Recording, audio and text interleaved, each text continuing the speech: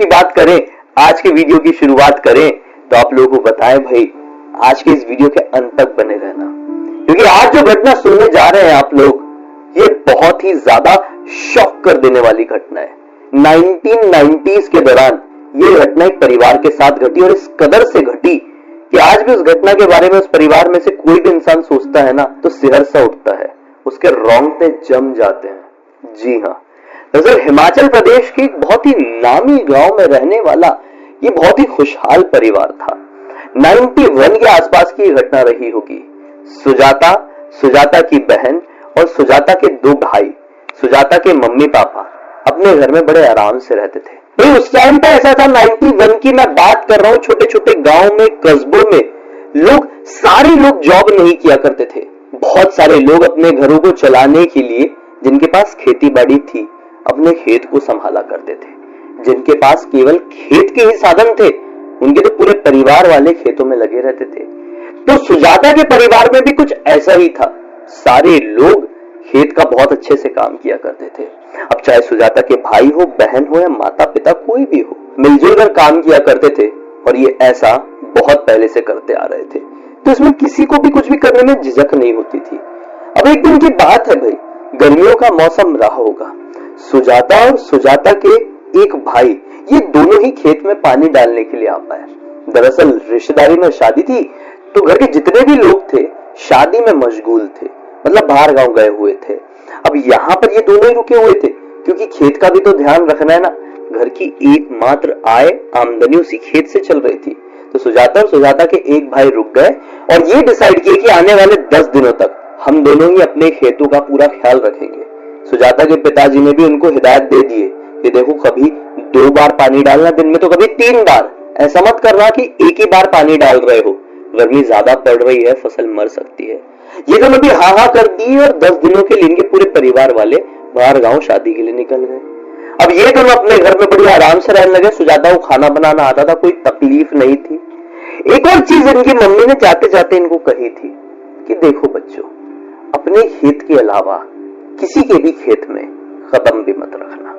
सुजाता ने पूछने की कोशिश की, मम्मी ऐसा क्यों कह रही है?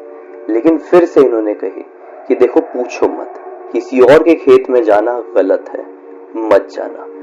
मम्मी का ये बताने का तरीका बहुत ज्यादा ऑकवर्ड था, बहुत ज्यादा अलग था। हालांकि उनके वर्डिंग्स तो नॉर्मल लग रहे थे, किसी और के खेत में जाने से मना ही तो की थी, लेकिन शायद उनके इन सेंटेंसेस के पीछे कुछ अजीब छुपा हुआ था। क्या कोई राज छुपा हुआ था? आइए आगे जानते हैं। वो लोग तो निकल गए। यहाँ पर कभी ये लोग दिन में 2 बार पानी डालने के लिए जा रहे, तो कभी 3 बार। ऐसे करते करते पूरे 5 दिन बीत गए। फिर उसके बाद जब 6वां दिन आया, तो ये लोग जब पानी डालने के लिए गए हुए हैं, तो ये नोटिस किए कि आज मौसम का मिजाज बहुत ज्यादा बिगड़ चुका है।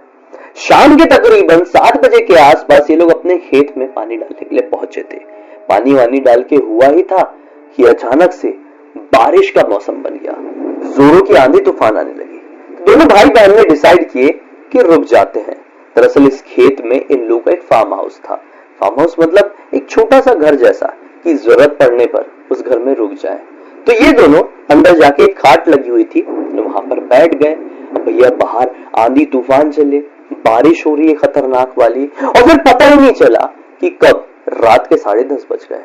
रात के 10:30 बजे तो बारिश भी थोड़ी शांत हुई। दोनों भाई बहन ने डिसाइड किया कि चलो निकल पड़ते हैं, वरना फिर से बारिश गिर जाए तो तकलीफ हो जाएगी। दोनों उठे और बाहर की तरफ निकल गए। थोड़ी ही देर बाद वो लोगों ने अपनी खेत की सीमा को छोड़ दिए पीछे और काफी आगे आ गए। काफी आगे आने के बाद अचानक से सुजाता को याद आया, अरे मैं तो घर की चाबी नहीं रख पाई। दरअसल सुजाता अक्सर उनका जो ऐसा यहाँ पे जैसा पैंट जैसा रहा होगा ना, जैसा घाघरा जैसा जो भी कहते हैं, वहां पे चाबी को खोज के रखती थी। लेकिन आज वो चाबी कहीं निकल गई थी, तो इनको लगा कि खेत की तरफ ही निकली होगी, या फिर हम लोग जो फार्म हाउस में बैठे हुए थे वहां पे मैंने निकाल के रख दी होगी। ये तुरंत ही अपने भाई को बोलती है कि भाई शायद मैं चाबी भूल गई हूँ, एक काम कर तू घर की तरफ निकल, मैं जाती हूँ चाबी लेकर आ जाती हूँ। भाई ने बोला ठीक है जल्दी आना, मैं घर की तरफ बढ़ रहा हूँ। ये वापस लौटी भाई। अब खेत में ढूंढ रही है पूरी, चाबी कहीं मिल नहीं रही है। इनको हो गई टेंशन कि चाबी मिल क्यों नहीं रही है। अंदर फार्म हाउस में भी ढूंढी, कहीं चाबी नहीं मिली।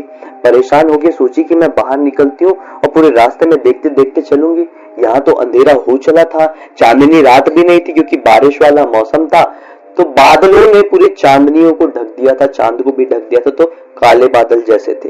लेकिन खैर वो अपने पैर को आगे बढ़ा बढ़ा कर चेक करते करते आगे बढ़ गई। समय बहुत ज्यादा हो गया था। एक तरफ उनका भाई अपने दोस्त के घर जाकर बैठ गया, बातचीत करने लगा। उसको भी टाइम का पता नहीं चल पाया और सुजाता यहाँ पर अपनी चाबी ढूंढने में लगी हुई है। समय बहुत निकल गया और फिर ये हुआ ना कि सुजाता को भूख लग गई। रात बहुत ज्यादा हो चली थी। दोनों भाई बहन छोटे थे, समय का ज्यादा इनको अंदाजा नहीं हुआ।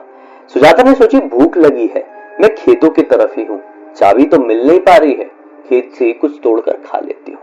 अब जहां पर जिस जगह पर ये पहुंची थी अभी चाबी ढूंढते ढूंढते, वो एक ऐसा खेत था जहां पर ककड़ी लगी हुई थी। आपको समझता ही होगा, बहुत सारी लगी थी। तो सुजाता ने सोची जाकर ककड़ी तोड़ती और खाने लगती।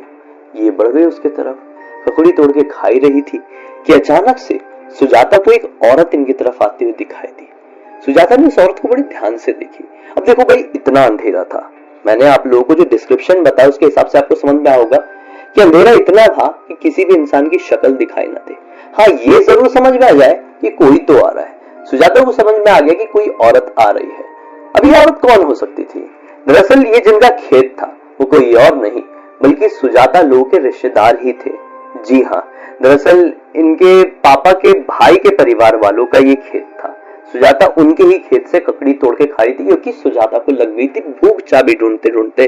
भाई तो अपना दोस्त के घर जाके बैठ गया था, शायद सुजाता को यही लगा था, सुजाता को मालूम था कि भाई बेफिक्र होकर बैठ गया, कोई टेंशन नहीं, इसलिए मैं खा रही हूँ। अचानक से सुजाता को उसी खेत में एक औरत आती हुई दिखाई दी और सुजाता ने तुरंत ही अपने दिमाग की सुइयां दौड़ाई और सुजाता समझ गई कि ये कोई और नहीं बल्कि मेरी भाभी है।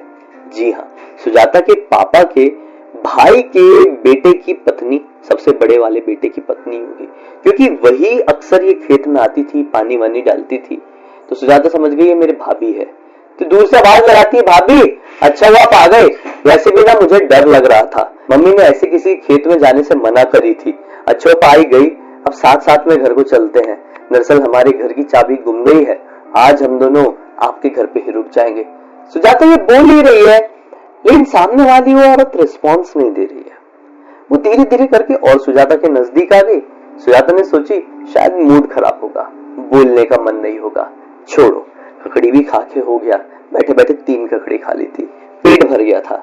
सुजाता खड़ी हुई, अब भाभी के साथ पीछे पीछे चलने लगी। सुजाता लगी हुई अपना कुछ बोलने में, शादी के बारे में बात कर रही है, मौसम के बारे में बात कर रही है, परिवार के बारे में बात कर रही है, पुरानी बातें कर रही है, लेकिन साथ में चलने वाली वो भाभी रिस्पॉन्स नहीं दे रही है। सुजाता को अचानक से ऐसा लगा कि अरे ये भाभी कुछ बोल क्यों नहीं रही है। इनकी तो अक्सर बड़बड़ करने की आदत है, जब भी घर जाओ तो दिन भर बोलती रहती है, आज क्यों नहीं कुछ बोल रही है। ऐसा बोल के सुजाता ने अचानक से उनके पैर की तरफ देखी। पैर की तरफ देखी तो पाई सामने वाली औरत के तो पैर उल्टे। सुजाता का दिमाग फिर गया, पैरों तले जमीन निकल गई। जितनी देर से सुजाता इस औरत को भाभी भाभी कह रही थी, भाभी समझ रही थी, अपने परिवार की एक औरत समझ रही थी, वो एक नॉर्मल औरत नहीं बल्कि हेड थी। हेड पहाड़ी भाषा में एक ऐसी औरत का नाम होता है, एक ऐसी औरत को कहा जाता है जो कि कईयों साल पुरानी होती है। हेड की अलग अलग उम्रें भी होती है। इनके गांव में जो हेड घूमती थी उसकी उम्र लगभग 250 साल की थी। इनके परिवार वाले, इनके गांव में ये कहानी प्रचलित थी।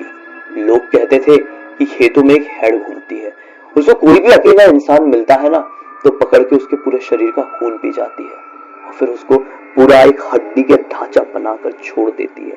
बहुत सारे ऐसे किस्से इस गांव के सामने आए थे पिछले काफी सालों में। इस वजह से कोई भी इंसान रात के समय में खेत ऐसे जाता नहीं था। सुजाता भी नहीं जाती अगर उसके मम्मी पापा उसके साथ होते, लेकिन यहाँ पर सुजाता की उम्र कम थी और ज्यादा समझ में नहीं आया, समय का तकाजा नहीं हुआ और सुजाता का सामना शायद आज हेड से हो गया। दिमाग में सारी चीजें घूमने लगी। बचपन में जो कहानियां सुनी थी, किस्से सुने थे, वो सब आंखों के सामने नाचने लगे। यहाँ तक कि सुजाता ने बचपन में एक ऐसा केस भी देखी थी जिसमें केवल शरीर का सिर्फ एक ढांचे जैसा कुछ मिला था। ऐसा लग रहा था कि इसके शरीर का पूरा खून किसी ने चूस लिया है। सुजाता घबरा गई, और जोर से चीख पड़ी। चलते चलते थोड़ी आगे आ ही चुके थे, खेत वाले इलाके से लगभग बाहर निकल चुके थे। जैसी सुजाता ने चीखी, हेड चलते चलते रुक गई। अब पलटी, उसके नजदीक आई तो जैसे सुजाता ने फिर से इसका चेहरा देखी तो इतनी जोर से डर गई कि आंखों के सामने अंधेरा छा गया और बहुत जोर से घबरा गई। अब सुजाता डर के मारे बैठ गई, हाथ जोड़ ली, बोली मुझे छोड़ दो, मुझे माफ कर लो। हेड भी उसके इतने नजदीक आई और बड़ी अजीब सी डरावनी आवाज में कही, ये अभी से डर गई? अभी तो तुझे मेरी भूख मिटाना है, मेरी प्यास खत्म करना है। ऐसा बोल के जो बुरी तरीके से चिल्लाई है ना, मुंह उसके पास में लाके, कि सुजाता अपना सुध-बुध खो गई और वहीं पे बैठे बैठे बेहोश। आंखें बंद होने से पहले मानो अंदर ही अंदर भगवान का नाम जोर से चीखी और अचानक से एक जोर की आवाज सुजाता को सुनाई दी। इस आवाज की वजह से वो हल्की सी जागी और दिखाई दिया कि जिस पेड़ के सामने वो हेड खड़ी है, मतलब यहीं पर सुजाता गिरी है और यहाँ पर वो हेड खड़ी है, एक पेड़ के सामने खड़ी है वो हेड। वो पेड़ से आग का एक गोला निकला है, वो लिटरली उस हेड को लगा और एक जोर की फिर से आवाज सुनाई दी और सुजाता मानो कान से पूरी ब्लैंक हो गई। जो वो ऐसे वाली आवाज होती है ना, ऐसे जैसे कोई सुई कर देता है, वैसे वाली आवाज। इस आवाज के बारे में एक बार और मैंने वीडियो में बताया था। तो वैसी वाली आवाज सुनाई दी और अब ये इतनी ज्यादा घबरा गई कि पूरी तरीके से ब्लैंक हो गई। सुजाता को ऐसा लगा कि बिजली गिर गई है, बिजली गिर गई है हमारे ऊपर और मैं मर गई, मैं खत्म। एक तरफ उसका भाई जो दोस्त के घर पे बैठा गप्पे लड़ा रहा था, परेशान हो गया कि सुजाता अब तक आई क्यों नहीं। उसने अपने दोस्त से कहा कि मैं बहन को ढूंढ के आ रहा हूं, पता नहीं कहां चली गई है। उठा और ढूंढने के लिए निकल पड़ा। वो शायद दूसरे रास्ते से खेत की तरफ बढ़ा और वहां पर सुजाता उसको दिखाई नहीं दी। आसपास के बहुत सारे इलाकों को छाना, लेकिन वहां पर भी सुजाता मिली नहीं। रात का अंधेरा कह लो या फिर बचपना कह लो, ठीक से ढूंढ नहीं पाया, घबरा गया। अब जैसे तैसे करके उसने ये इन्फॉर्मेशन अगली सुबह तक अपने माता पिता तक पहुंचवाया। आस पड़ोस से किसी बड़े इंसान की मदद से घर वाले परेशान होते हुए भागते हुए पहुंचे हैं भाई। सुबह सुबह पहुंच के जब ढूंढा ढांड मचाए हैं तो सुजाता इनके कुल देवता वाले पेड़ के नीचे बेहोशी की हालत में मिली है। घर के सारे लोग समझ गए कि पक्का इसका सामना हेड से हुआ है, क्योंकि इस इलाके में वो घूमती है, सबको पता था। माँ ने भी कई बार इसलिए मना करी थी किसी और के खेत में कदम मत रखना। जैसे तैसे करके सुजाता को उठाए हैं, घर पे लेके आए हैं। गांव के डॉक्टर को बुलाए भाई, डॉक्टरों से संभला नहीं, बोले शहर लेके जाओ। शहर लेके गए, हॉस्पिटल में एडमिट रही है। विश्वास नहीं मानोगे, 6 महीने तक ये होश में आ गई थी कुछ समय बाद, लेकिन 6 महीने तक इसकी जुबान नहीं खुल पाई। इसने अपनी बोलने की शक्ति खो दी। 6 महीने तक वो एक ऐसे सदमे में डूबी रही जिसकी वजह से सुजाता के बहुत सारे शरीर के ऑर्गन्स काम करना बंद कर दिए थे। घर के लोगों ने एक्सेप्ट कर लिए थे कि हमारी सुजाता को हेड ने एक बड़ी नुकसान पहुंचा दी है। लेकिन जब 6 महीने बाद वापस से सुजाता ने पहली बार एक वर्ड बोली तो उम्मीद की नई किरणें घर वालों के साथ जागी। फिर जाकर सुजाता ने सारी बात बताई घर वालों को, तो सभी लोगों के शरीर से काटो तो खून नहीं। बोले ये कौन सा चमत्कार हो गया, शायद हमारे कुल देवता ने सुजाता की उस रात जान बचाए। किस्मत थी वो उनके साथ थे, मासूम बच्ची को कुछ नहीं होने दिए।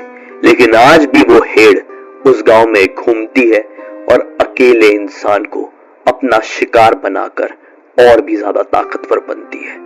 जैसे जैसे इसकी उम्र बढ़ती है वैसे वैसे ये और भी ज्यादा खौफनाक, और भी ज्यादा यंग होती जाती है, जवान होती जाती है।